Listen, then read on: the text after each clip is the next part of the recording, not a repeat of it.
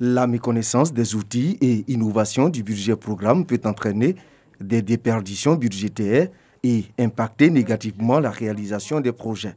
Le ministère du Budget et du Portefeuille de l'État entend, à travers cette formation, outiller les responsables programmes et leurs collaborateurs à une meilleure gestion des projets. Ils devront optimiser la gestion des ressources humaines, matérielles et financières, veiller à une application stricte des règles de gestion budgétaire à travers un contrôle a priori et a posteriori de l'exécution du budget, améliorer le système de pilotage des entreprises, améliorer le dispositif de contrôle des entreprises publiques et optimiser le système d'information du portefeuille de l'État.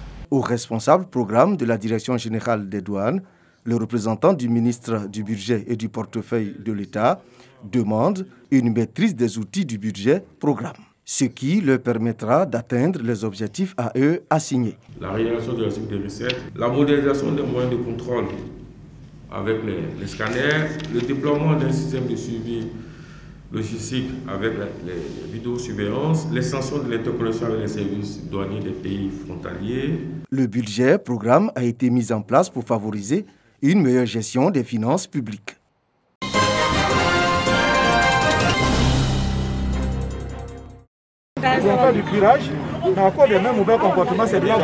L'incivisme de certains citoyens entache la bonne marche du développement de la commune de Tengrela. Des ordures dans les caniveaux, des magasins sur les conduits d'évacuation d'eau pluviale, des commerçants installés sur les trottoirs. Une visite inopinée sur le terrain des autorités municipales et préfectorales pour constater l'ampleur des dégâts.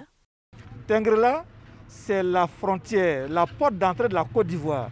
Il faut que cette ville ait fière allure. Et ce n'est pas dans un tel désordre que nous pouvons faire en sorte que la Côte d'Ivoire soit admirée par ceux qui prennent pied à Tengrela en y entrant.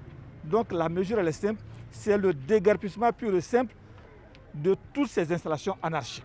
S'il fait, on sera très très content. S'il pleut là, vous voyez les magasins là, tout ça est rempli de l'eau. Les caniveaux sont bouchés. Un sujet qui a été longuement débattu lors de la première session ordinaire du conseil municipal de l'année 2020. Également abordé le problème d'eau potable, d'électricité, de voirie et de l'incivisme des motocyclistes, souvent très jeunes, qui circulent sans aucune maîtrise du code de la route. Dans la plupart des accidents qui sont aujourd'hui occasionnés, les motos sont vraiment des vecteurs importants dans la survenue des accidents.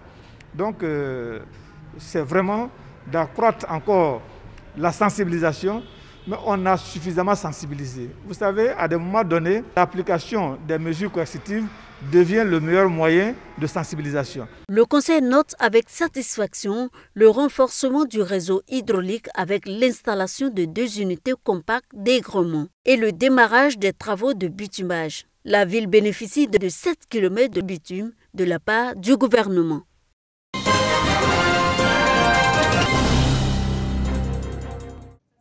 « 65 jeunes relais communautaires pour la paix de la région du Hambol formés sur les mécanismes traditionnels de prévention et de résolution des conflits à Katiula. Il s'agit d'outiller ces jeunes au maintien d'un climat de paix en période électorale. Une initiative de l'UNESCO dans le cadre du projet Jeunes comme moteur de prévention des discours de haine et des conflits sociaux communautaires. Donner les rudiments quant à ce qu'ils puissent participer de manière effective aux prises de décisions dans leur communauté. Il est question également d'apprendre à travers les différents modules qui ont été dispensés comment déjà identifier les discours de haine afin de pouvoir les extirper de nos langages.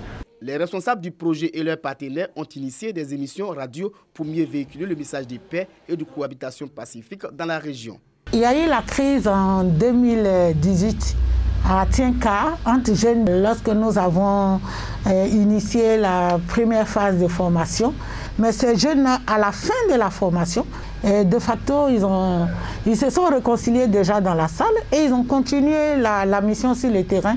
Ils ont pu convaincre leurs parents. Ça nous a démontré qu'ils avaient la capacité de pouvoir être vraiment des médiateurs de paix. Pour le responsable de la radio, il s'agit d'apporter la contribution de sa structure au maintien de la paix sociale dans la localité. C'est à cœur joie que nous relayons ce programme-là auprès de la population, chacun en écoutant les messages qui sont dits par l'UNESCO puisse en tirer une leçon afin que Katiola ne connaissent pas de violence communautaire. Au terme de la formation, les 65 jeunes de la région du Yambol auront un rôle déterminant dans le maintien de la paix.